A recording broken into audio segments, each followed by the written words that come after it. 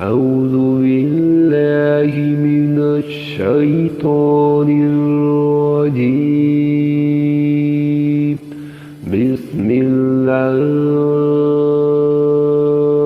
الرحمن الرحيم.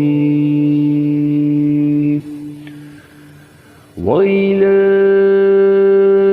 مدين أخاهم شعيبا قال يا قوم اعبدوا الله ما لكم من إله غيره ولا تنقصوا المكيال والميزان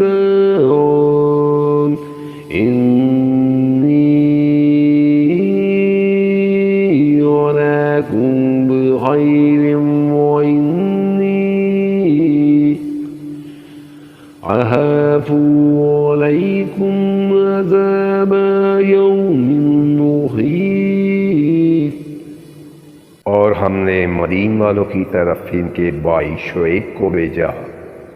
इसने कहा, ऐ मेरी कौम, अल्लाह की इबादत करो, इसके सिवा कोई तुम्हारा माबूद नहीं, और तुम नाप तोल में कमी ना करो। मैं तो तुम्हें आसूदा हाल देख रहा हूँ और मुझे तुम पर गिरने वाले दिन के अज़ाब का खौफ भी है।